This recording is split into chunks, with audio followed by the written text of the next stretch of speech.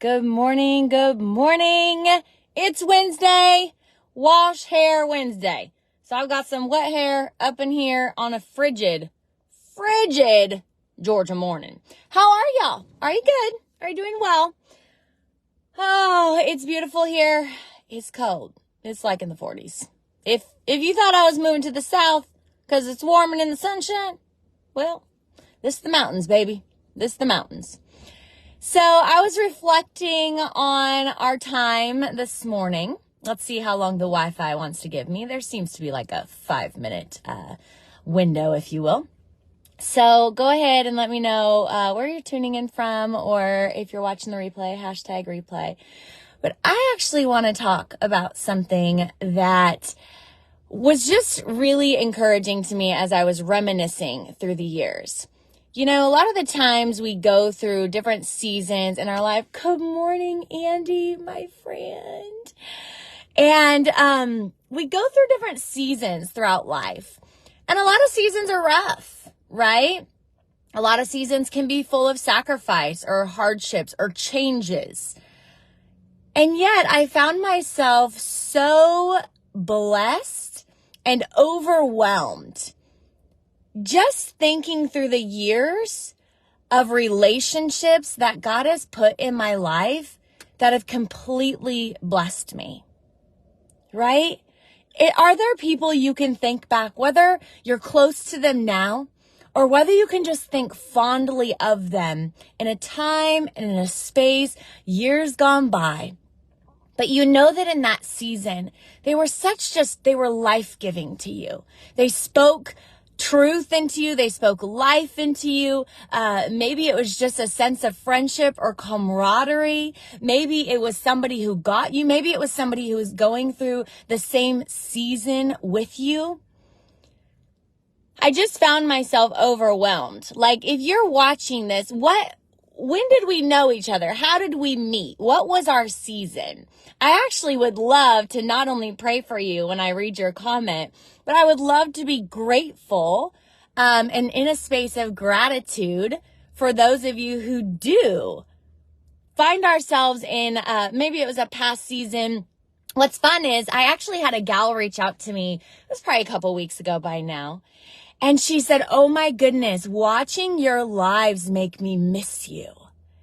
And immediately, just upon receiving her comment, it took me back to the time and space where her and I did early mom life together, right? We were figuring out this mom gig together. We figured out business together. We built something from the ground up and built it so fast together. We had each other's best interests at heart. So truly, if you're watching this, I want to know, where was it that we met? Where was it that our paths crossed? Comment that. I want to read that and celebrate in gratitude how you and I have connected, how you and I have been in a season. And actually, I'm going to read maybe, again, if you watched my cooking show yesterday, which was a hot mess, but it's fine. That's what we'll call it. We'll call it a hot mess. We had a hot mess, Mama in the earth. Look at me. I'm trying to get my Bible. See, I keep them in these covers because I like things nice. I like them nice. And I have 4. There we go. Got it. I have 4 kids. And well, if you know anything about kids, they just don't prioritize nice. I don't know why that is. Maybe it's because they don't purchase it. They haven't purchased it. They don't care. But I really like Kaneo. Diana, I read your comment and I was like, I really like Kaneo. Diana, that is true. And let me just say, you are a godsend to me in this season. And so I'm going to leave it there because some things are for, a private conversation. But yes, ma'am, for sure. Okay, I'm turning real fast as long as my Wi-Fi lasts. This is what I wanted to touch on. So one of the things I'm grateful for in this season is Limitless, which we just launched on Mondays. It's only been a couple weeks. But to be in a space with people who are looking for community, who are wanting to live inspired, empowered, just in a higher space, right? The world can bring you down. The world can bring just darkness and gloom. I'm not interested in living there. I'm just not. So on Monday, we highlighted this verse. It's in Psalm 37. It says, keep trusting in the Lord and do what is right in his eyes. Fix your heart on the promises of God, and you will dwell in the land, feasting on his faithfulness. And I just was reflecting on that. We met Monday evening, and Tuesday morning, I'm just in my time, and I'm reflecting on that. And I just over and over said, feasting on his faithfulness. Feasting on his faithfulness, feasting on his faithfulness. Like, if you know who he is and you know what he wants to provide for you, feast on his faithfulness. You can get full on his faithfulness. You can get, I'm just thinking of not only food itself, but I'm thinking of relationships. I'm feasting on his faithfulness. And in the seasons where I feel lonely, because here's the thing. While I started this live talking about relationships, I'm not going to sit here and claim to you that I've got thousands upon thousands upon thousands. But is it about how many, or is it a bit about the quality of them, right? And so to feast on his faithfulness, he's good in every season, whether you feel alive and full, overflowing, or you feel lonely and you feel like, wow, this is a real time and space. But I know who he is. I know the character of God. And I'm going to feast on his faithfulness. Why? Because I'm going to keep trusting in the Lord and do what is right in his eyes.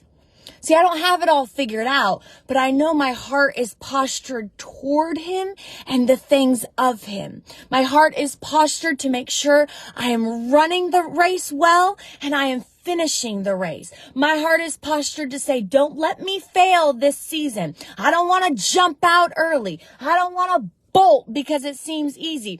I want to absolutely get the nuggets or the character strengthening or the whatever it is that I need in this season, whether it's hard or full of joy. The joy ones are real good. They're real nice.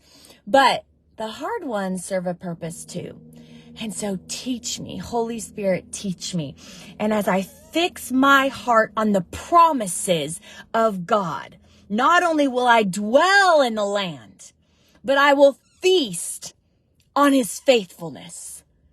And so I was overwhelmed by not only his faithfulness, but how that shows up in relationships, in good, true, real, authentic, life-giving relationships.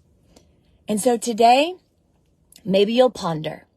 Today, maybe you could pop in the comments how we know each other, where we met, what was our season together. And I want to read the comments and not only pray for you and thank him for that, but I want to be in a space of gratitude today that is so acknowledging who he is as I feast on his faithfulness, specifically in the area of relationships. I hope you leave encouraged today. I hope you have a little bit more of a smile on your face. I have a really full day. About a week ago, I held a pastor's breakfast where about 65, 70 pastors showed up in the morning. And I have about 30 of them to follow up with. So will you pray for me today? Will you pray that I could have clear, concise conversations, that I could speak life into pastors, as well as allow for them to see how we can come alongside them, support them, watch their church gain revival fire and an army be built right there in their congregation for the times that we live in. The times that we live in. It's time to know your word, chapter and verse. It's time to recognize who you are because of whose you are. And it's time to armor up. Warrior, you're being called to the front lines. Maybe you're called behind the scenes as an intercessor, whatever it is. May you answer the call because the hour is dark. We're living in gross darkness, but it is time to shine and shine bright, brighter than we've ever shined before. Oh! Okay, I better get on off before I start preaching. Bye, y'all.